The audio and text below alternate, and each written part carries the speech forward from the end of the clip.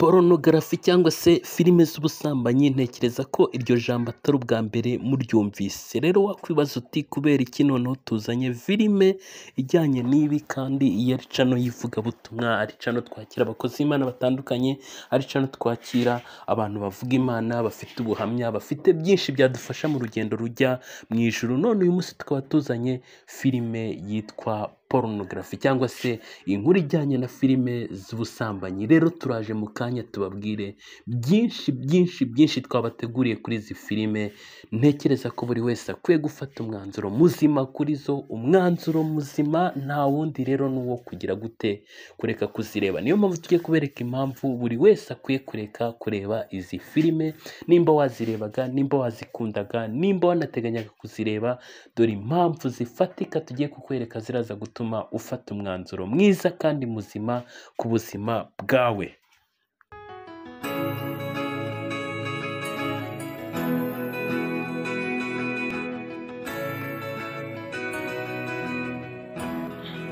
Njyewe hari n'ahantu maze kubona cyangwa se hari ahantu numvise inkuru, nimba ari Rocky wari urimo kubivugaho, ari kuvuga ngo ziriya filime z'ubusambanyi abantu benshi bakunda kureba cyangwa se babaswe nazo, ni ukuvuga ngo hari izikinwa n'abadayimoni cyangwa se n'abantu bafite imyuka mibi, noneho bakabikora nk'abashaka gutanga ibitambo. Noneho wayireba wowe ugira ngo urimo urareba filime z'ubusambanyi, ukaba urimo kwinjirwamo n'iyo myuka mibi, cyangwa se hakaba hari uburyo runaka barimo kugutambamo, ku buryo byanze bikunze nyuma y'igihe runaka cyangwa se nyuma y'igihe cyaba kinini cyangwa gito, wisanga za ngaruka cyangwa se ya myuka mibi yakugezeho ubushobozi. Urugero, ushobora kubura urubyaro, ushobora gushaka ugahora usenya, ushobora gupfa imburagihe, mbese ibintu byinshi cyane bitewe n'iyo mihango baba barimo gukora n'icyo bakoze bagamije, kuko ngo hari imyuka mibi cyangwa se hari abadayimoni bafata ziriya videwo bakazishyira ku mbuga nkoranyambaga, atari uko bashaka amafaranga, atari uko bashaka kumenyekana, atari n'uko bashaka gutera imbere, ahubwo bakabikora ku bw'imbaraga z'imyuka mibi. Nk'ukuntu kera hari ukuntu bajyaga ngo batambira Bayali, bagasambana, bagakora ibyaha nk'ibyo ngibyo kugira ngo nyine banezeze ibigirwamana byabo. Rero n'ubundi hari ababikora bameze nk'abarimo gutambira ibigirwamana byabo, noneho nawe wabireba ukaba ufatanyije nabo, noneho imivumo cyangwa se karande zibirimo zikakuzaho. Ariko uyu munsi ndaje mbabwire rero impamvu dukwiye kuzibukira cyangwa se impamvu ukwiye kugendera kure cyane ziriya filime z'ubusambanyi. Niba ukoresha interineti, umenye ko byatinda byatebuka uzahura n'ibintu bifitanye isano na porunogarafi cyangwa se amashusho y'urukozasoni. Hailey ufite imyaka 17 yavuze ati nta nubwo wirirwa ushakisha porunogarafi, ahubwo niyo ushaka. Abantu biyemeje kutareba porunogarafi nabo bashobora kugwa mu gishuko cyo kuyireba. Gray ufite imyaka 18 yaravuze ati nibwiraga ko ntazigera nyireba, ariko byambayeho. Ntiwakwemeza ko bitazigera bikubaho. Muri iki gihe biroroshye kugera kuri porunogarafi kurusha mbere hose, kandi kubera ko muri iki gihe kohererezanya ubutumwa buvuga iby'igitsina byogeye, bituma abakiri bato bakora amashusho ya porunogarafi yabo ubwabo bakayoherereza abandi. Ingaruka zo kureba porunogarafi rero ni izi ngizi. Porunogarafi yangiza ubwenge nk'uko kunywa itabi byangiza ibihaha, irakonona rwose. Porunogarafi itesha agaciro gahunda Imana yashyizeho kugira ngo ihuze abantu babiri mu buryo burambye. Ishobora no gutuma nyuma y'igihe uba nk'igiti ntugire icyo witaho, cyaba icyiza cyangwa ikibi. Urugero, hari impuguke zavuze ko abagabo bafite ingeso yo kureba porunogarafi aribo bakunze gukorera abagore babo ibikorwa by'urugomo. Porunogarafi ituma uba unyamururumba, itesha agaciro abantu, ugasigara ubona ari nk'ibikoresho byo guhaza irari ryawe gusa. Abantu baragirwa inama yo kutagirwa imbata no kureba filime z'ubusambanyi cyangwa se za zindi zizwi nka porunogarafi, kuko abahanga bagaragaje ko gukunda kuzireba byangiza ubwonko n'imitekerereze by'uzireba, ndetse akaba yakurizamo imyitwarire nk'iy'umunywi w'ibiyobyabwenge. Iyi ni inkuru twakuye ku gihe.com. Nk'uko byagaragajwe muri raporo Medical Daily Report ivuga ibyavuye mu bushakashatsi, ubwonko bw'umuntu ukunda kureba izi filime bugeraho bugakolonizwa ku buryo abura amahoro mu gihe yaba atarimo kuzireba. Naho mu buzima busanzwe nko ku bashyingiranywe, ntibashimishwe no gukora imibonano mpuzabitsina mu buryo busanzwe. Ubu bushakashatsi kandi bunagaragaza ko abagabo ari bo bakunze kugira iki kibazo, kuko kureba cyane izi filime bituma ugera ubwo igitsina cye kitabasha gufata umurego atabanje kureba ayo mashusho amutera intege n'ubushake bwo gukora imibonano mpuzabitsina. Ubu bushakashatsi bwagaragaje ko abana b'abasore n'inkumi batangira kuzireba byibura bari mu kigero cy'imyaka 13 y'amavuko. kandi ngo abantu bakuru bakunda kuzireba bakaba batari bake.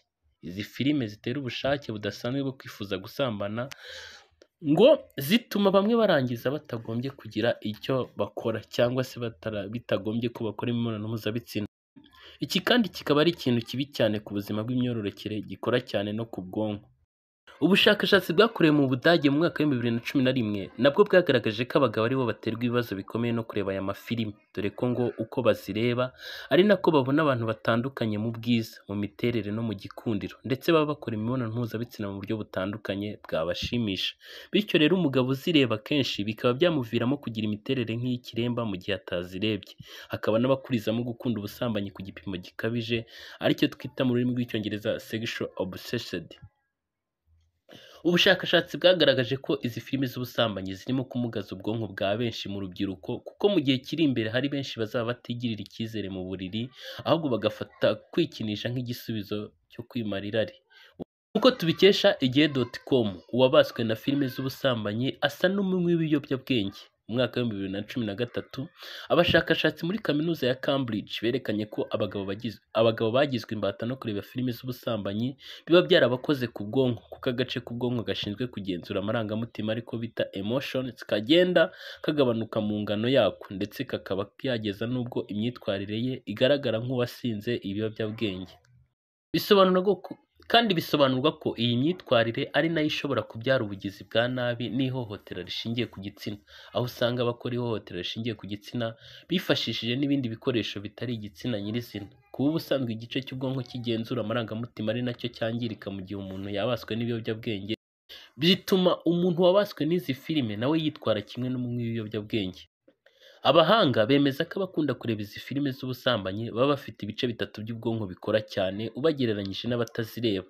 Ibyo bice ni ventral stratum, dorsal anterior cingulate na hemidical. Utu duce tw'ubwonko tukaba turimo ubushinzwe twakira no kubika ubumenyi ku bwonko ndetse no kugenzura imyitwarire. Bityo rero kwangirika kw'izo ngingo biba ikibazo gikomeye. Ngayo nguko ndumva wenda twagarukira ahangaha, kuko ni byinshi twavuga kuri izi filime z'ubusambanyi. Ntekereza ko zagiye zibata benshi, ariko murabona ko nta keza kazo, nta keza ko kuzireba. Niyo mpamvu twifuje kubasangiza iyi nkuru, nkakubwira ngo nimba utarakora subscribe ubikore, ariko unatekereza cyane kuri iyi nkuru maze unazibukira, uvuga ati njye ntabwo nzongera kureba izi filime, ntabwo nzongera kubona ibi bintu kuko ntabwo ari byiza. Erega hari naho nasomye nyine mbona ko nk'uko nabibabwiye, mbona ko hari abantu bagaragaje ko bari abantu bakina ziriya filime ntabwo akenshi nta nubwo bari abantu, ahubwo hari igihe hari n'izikinwa n'abadayimoni cyangwa se n'abantu bakorana n'imyuka mibi bari mu rwego rwo gutanga ibitambo. Hari ahantu ushobora kuzajya uzireba wowe ugira ngo uri kuzireba gusa bisanzwe cyangwa ngo ugire ibyo wiga kuri bo, ariko kumbe hari izindi mbaraga mbi zirimo kukwinjiramo. Izo mbaraga zishobora kuzakuzanira akarande ku buzima, zishobora kuzatuma wenda ubura urubyaro, zishobora kuzatuma udashaka, zishobora kuzatuma utaramba mu rugo rwawe uhora uri muri divorce. Mbese ni imbaraga mbi ziba zakozwe cyangwa se zaturutse kuri abo bakinnyi bagaragara nk'abantu, ariko nyamara ugasanga wenda atari n'abantu, ahubwo ari abadayimoni bifashe amavideo bakabisakaza gutyo ku mbuga nkoranyambaga. Atari ukuvuga ngo bakeneye amafaranga, atari ukuvuga ngo bakeneye ubutunzi, ahubwo ari ukubikora kugira ngo babone ibitambo by'ibyo bakeneye. Rero nababwira ngo nta keza ko kureba izi filime, ahubwo mureke dukiranukire Imana. Kandi reka mbabwire tuvugishije ukuri, tudaciye ku ruhande, kuzireba ni icyaha. Wabyanga wabyemera, ndagira ngo mbabwire ko iki ari icyaha, kuko byangiza umuntu mu mutwe, byangiza umuntu mu bwonko.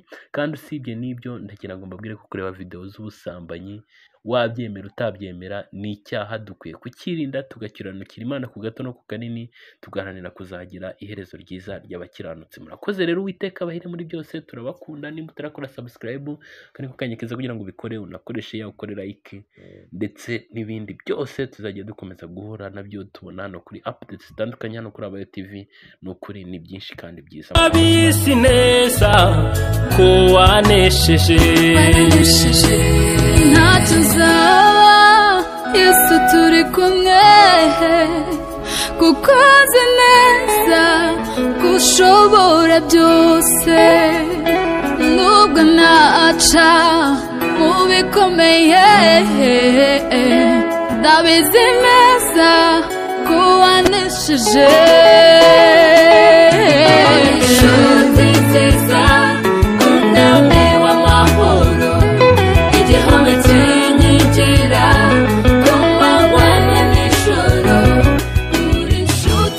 inshuti